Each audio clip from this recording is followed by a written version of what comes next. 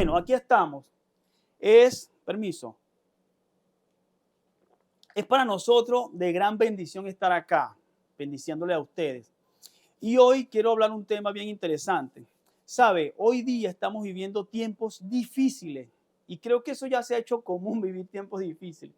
Y de hecho cada vez la situación se ve más y más deteriorada. Muchos se han acostumbrado a vivir una realidad que se ajusta día tras día a las exigencias sociales, culturales, políticas, bueno, una cantidad de cosas que el mundo vive. Y esto no es más que una lucha constante que enfrenta el ser humano a diario al momento de tomar decisiones, debido a que se enfrenta a agentes que pueden influenciar su vida para de una u otra manera no ser acertados con las decisiones correctas. Eh, Esto que genera influencia en nuestras vidas, muchas veces queremos buscar la manera por medio de nuestras propias fuerzas controlarlo, pero se nos hace muy, muy difícil. Y es porque seguramente no hemos identificado el verdadero problema o el verdadero ataque o el verdadero enemigo que enfrentamos. Es por eso que hoy quisiera conversar con ustedes un tema bien interesante, el cual he titulado Verdaderos enemigos. Pablo, conociendo esto, dio un consejo a su discípulo Timoteo. Eso se encuentra en 2 Timoteo 3, 16 y 17. Dice lo siguiente: toda la escritura es inspirada por Dios y es útil para enseñarnos lo que es verdad y para hacernos ver lo que está mal en la vida, en nuestra vida. Nos corrige cuando estamos equivocados y nos enseña a hacer lo correcto. Dios la usa para preparar y capacitar a su pueblo para que haga toda buena obra.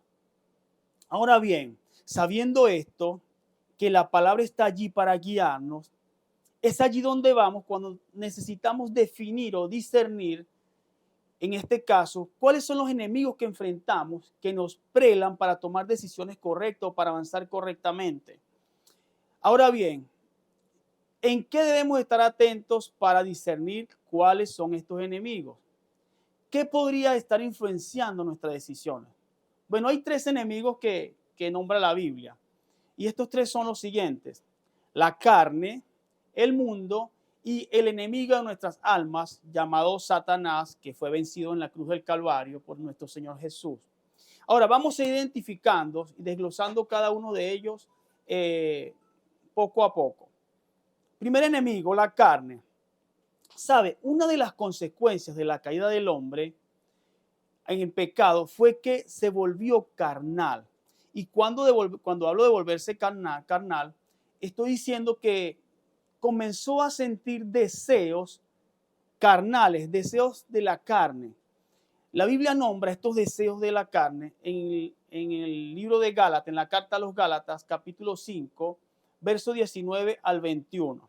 Dice lo siguiente: y manifiestas son las obras de la carne, que son adulterio, fornicación, inmundicia, lascivia, idolatría, hechicería, enemistades, pleitos, celos, iras, contienda, disensiones, herejías, envidias, homicidios, borracheras, orgías y cosas semejantes a estas, acerca de las cuales os amonesto, dice Pablo, como ya los he dicho antes, que los que practican tales cosas no heredarán el reino de los cielos.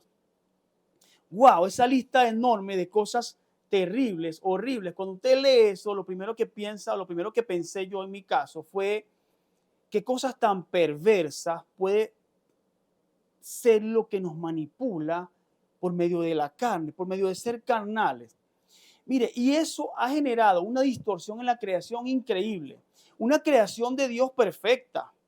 Dios nos creó perfecta. En el huerto del Edén nos creó perfectos. El hombre se comunicaba con Dios y no tenía esos deseos carnales. Por medio del pecado, cuando decide desobedecer, nace en él el instinto carnal. Y eso nos afectó con cosas relacionadas como, primero, la sexualidad. La sexualidad es algo natural en el ser humano. es normal que exista atracción entre sexo opuesto. Sin embargo, por medio del pecado se ha distorsionado hacia muchas áreas. La prostitución, la impureza, la lascivia, atrocidades sexuales, homosexualismo, una cantidad de cosas. Hoy día es increíble ver tantos pensamientos y tantos conceptos errados que tienen las personas acerca de la sexualidad. Una cosa increíble que cuando evaluamos, al final de todo eso lo que genera es problemas, situaciones que no deseamos tener, separaciones, enfermedades y sobre todo separación de Dios. Otra de las cosas que ha generado que generó este pecado, esta carne, esta tentación de hacer las cosas carnalmente, es que afectó nuestras relaciones interpersonales. Fuimos creados para vivir en armonía con nuestros semejantes. Es una necesidad innata en el ser humano. No podemos estar solos. Estar solo es algo que se nos hace muy difícil. Y aquellos que están solos, que no se relacionan, pasan momentos tan difíciles, tan feos y tan incómodos en la vida, que hasta han llegado a quitarse la vida. Sin embargo, cuando esto sucedió, que el hombre pecó, la Biblia dice que nacieron los pleitos, las contiendas. Basta solo con conocer a una persona, relacionarnos para tener problemas, para estar en desacuerdo, para sentir celos, para sentir envidia, para hablar temas donde no acordamos cosas, para odiar, para tener rencor. Y esto es producido simple y llanamente por el deseo carnal. Entonces, ha afectado también nuestras relaciones interpersonales, relaciones en pareja, relaciones de amistades, el deseo carnal. O no se ha dado cuenta que, o no nos hemos dado cuenta, no hemos visto que regularmente tenemos problemas casi siempre, situaciones difíciles. En nuestro interior nace envidia hacia otras cosas, hacia otras personas. Queremos pelear por la razón. Eso ha nacido simple y llanamente del deseo carnal que tienen las personas, que nació a través del pecado. Quiero repetir eso siempre. Otra cosa que se ha roto, que ha afianzado o que quiere afianzar ese deseo carnal es perder la relación con Dios. Mire, es un desvío constante de la humanidad separarse de Dios. Es algo increíble. Mira, la Biblia dice en Romanos 8:7, pues la naturaleza pecaminosa es enemiga de Dios siempre. Nunca obedeció la ley de Dios y jamás lo hará. Ahora bien, podemos pensar que estamos destinados a vivir bajo los deseos carnales, según esto, porque no podemos quitarnos la carne, ese deseo, aunque no podemos sacarlo, podemos controlarlo. Pablo dice algo bien interesante en la carta a los Romanos y declara esto: gracias a Dios que la respuesta está en Jesucristo, nuestro Señor.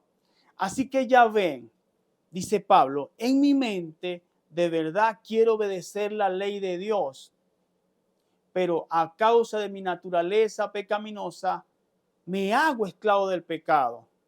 Sin embargo, dice más adelante algo bien interesante en Romanos 8, 1 y 2. Por lo tanto, ya no hay condenación para los que pertenecen a Cristo Jesús.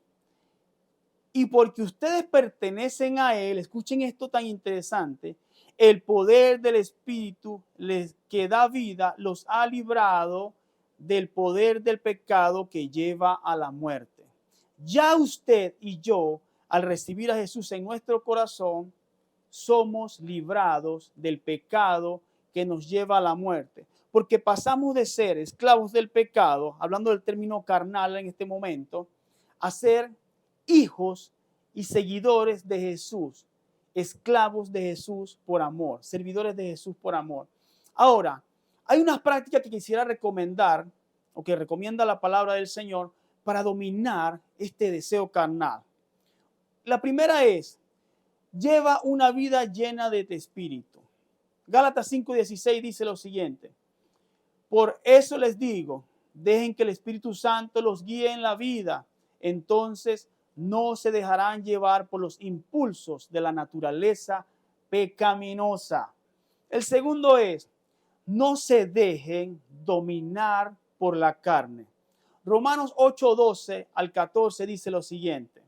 Por tanto, amados hermanos, no están obligados a hacer lo que la naturaleza pecaminosa les incita a hacer, pues si viven obedeciéndola, morirán.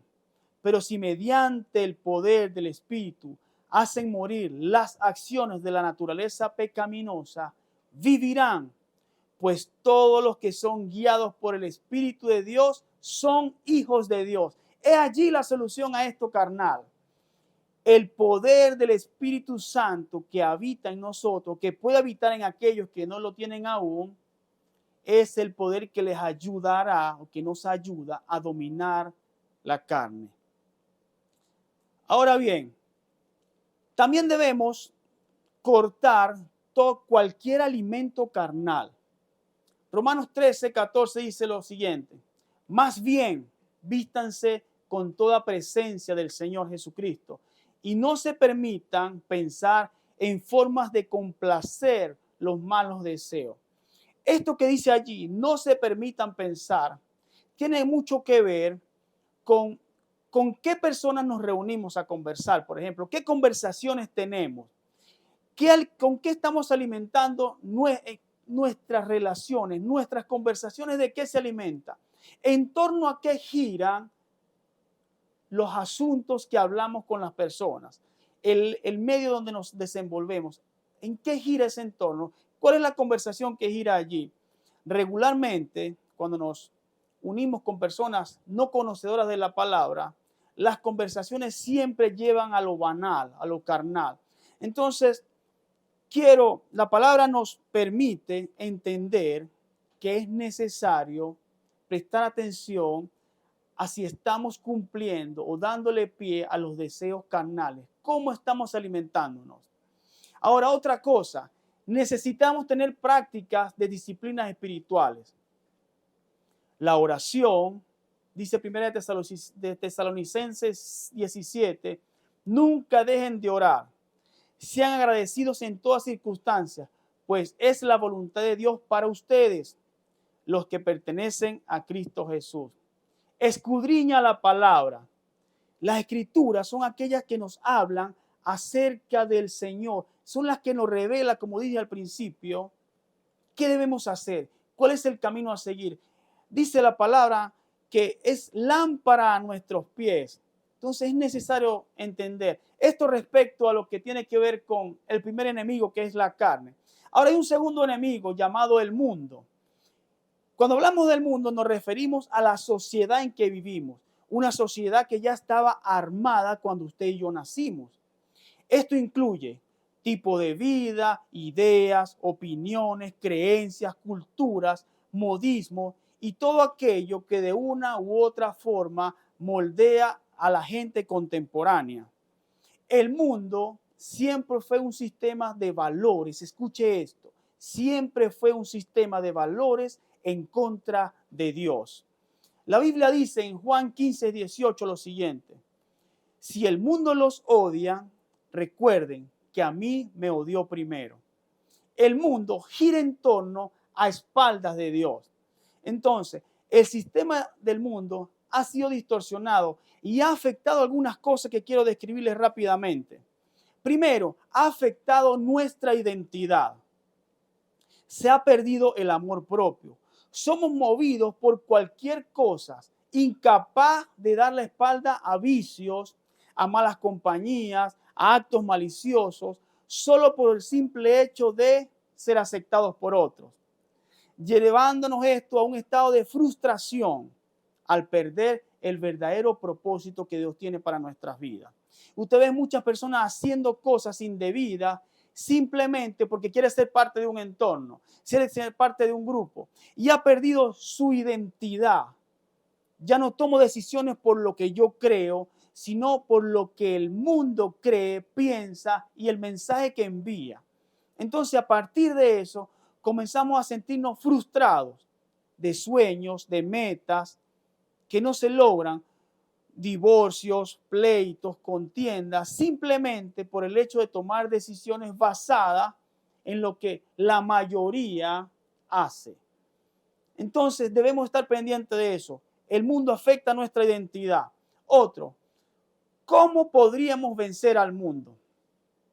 Hay algo bien interesante. Lo primero que debemos hacer es dejar de pertenecer al mundo. ¿Qué quiero decir con esto? La Biblia dice, Jesús le oró al Señor diciéndole, no te pido que los quites del mundo, sino que lo apartes del mal. Estaba diciendo, ellos estarán aquí, pero necesito, Señor, Dios, que les apartes de lo malo. Y la palabra dice lo siguiente, en 1 Juan 5:4, pues todo hijo de Dios vence al mundo de maldad y logramos esa victoria por medio de nuestra fe. ¿Y quién puede ganar esta batalla contra el mundo? Escuche esto, únicamente los que creen que Jesús es el Hijo de Dios. Así que la primera herramienta que necesitas tener, tomar, hacerte de ella es creer en Jesús para ser hijo de Dios. Es la única manera con que puedes o podemos vencer al mundo.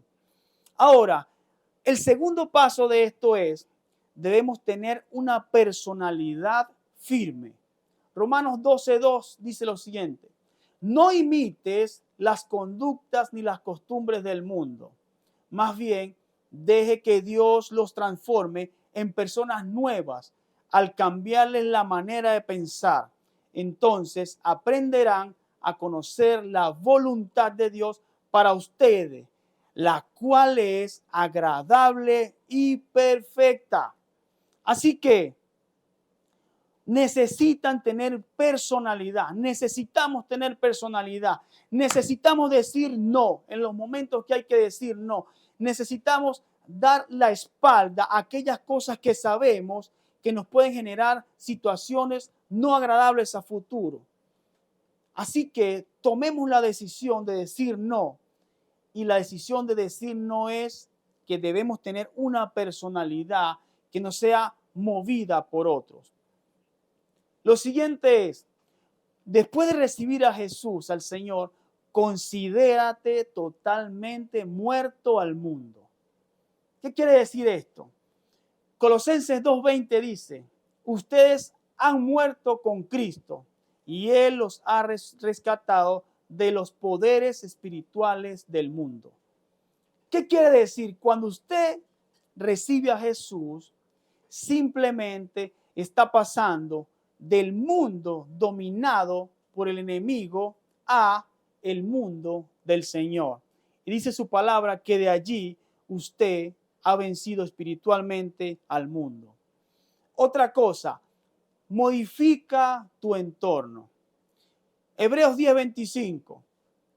No dejemos de congregarnos como lo hacen algunos, sino animémonos unos a otros, sobre todo ahora que el día del regreso se acerca, el día del regreso del Señor se acerca. ¿Con quién estamos? Repito, ¿con quién nos estamos reuniendo? ¿Sabe? El congregarnos es algo que nos ayuda a crecer. Y cuando la palabra habla de congregarnos, vemos más adelante que dice, anímense unos a otros. Comencemos a tener reuniones con personas que creen, que valoran y que atesoran los principios del Señor. Con gente que cree en Jesús. Congregarse quiere decir reunirnos con personas que profesamos, que creemos, que confiamos en Dios, que tenemos la misma fe. Así que comencemos a ser sociables con las personas que creen en Jesús, que creen en lo mismo que nosotros. Esa es una manera muy efectiva de separarnos del mundo. Nosotros necesitamos ser sociales. No hay otra manera de vivir en el mundo que vivir en sociedad. Ahora bien, ¿cuál es tu sociedad? Tú sabes, tú puedes generar oficios, puedes generar recreación con tus hermanos, con tus amigos que conocen al Señor. Puedes ir al cine, puedes reunirte en un grupo pequeño a conversar, puedes comer, puede ser conseguir tu pareja dentro del grupo cristiano, y eso te hace una sociedad al igual que otra, solo que es una sociedad sana. Así que decide hoy cambiar tu entorno. Ahora, hay otro enemigo, esto en referente a lo del mundo. Recuerden, hemos hablado de la carne, del mundo. Ahora quiero hablarles del otro enemigo, lo que nombra la palabra como el enemigo de nuestras almas, llamado Satanás. El propósito de él siempre ha sido alejarnos del plan de Dios. ¿Sabe? Buscando recibir lo que nunca podrá recibir, la gloria y la adoración que solamente le pertenece al Señor. Él tiene unas formas de actuación contra la raza humana y necesitamos entenderlo. Una de ellas, la principal, es la tentación. Es un ataque contra los que son de Dios, aprovechando la debilidad del hombre, provocando que queriendo provocar que éste peque contra Dios. En Lucas 4, del 1 al 2, vemos la historia cuando Jesús estuvo en ayuno 40 días. Dice la palabra que comenzó a tener hambre y fue llevado en el espíritu al desierto. Esto que dice allí es puntual, comenzó a tener hambre. El enemigo dijo, wow, ya hay una necesidad, tiene hambre, por ahí lo voy a tentar.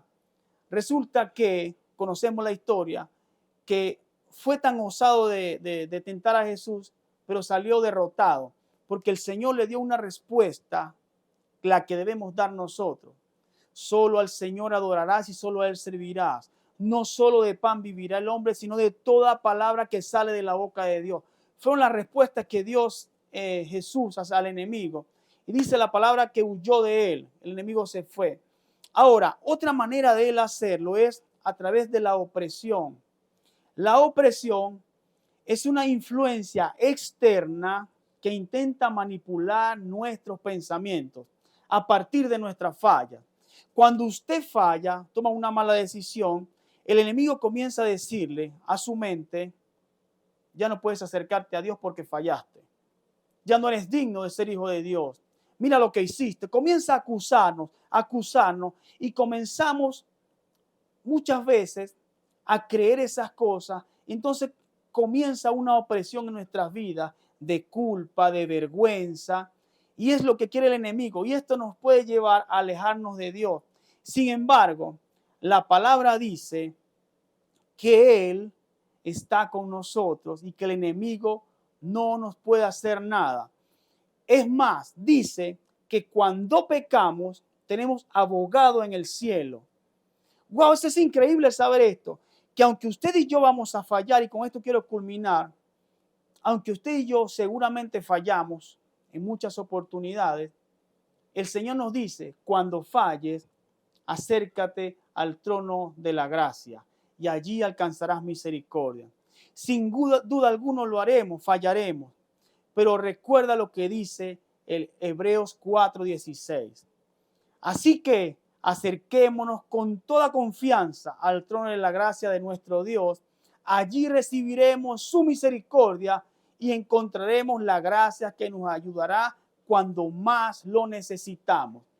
Así que quiero concluir haciendo una pequeña oración y que el Señor haya iluminado tu mente y hayas entendido esto que tenemos a flor de piel, estos enemigos, los cuales necesitamos evidenciar, lo cual necesitamos discernir para poder vencerlos, para que nuestros ataques sean dirigidos al lugar correcto.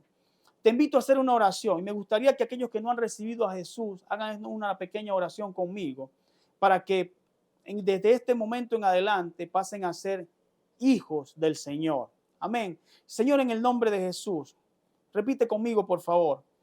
Hoy entregamos nuestra vida a ti.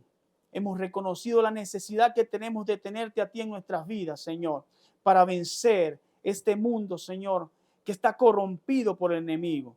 Te pedimos, Señor, que entres a mi corazón y de ahora en adelante tomes el control de él para desde ahora en adelante ser guiado por ti en todo momento. En el nombre de Jesús, gracias te damos, Señor. Amén y amén. Gracias, Señor.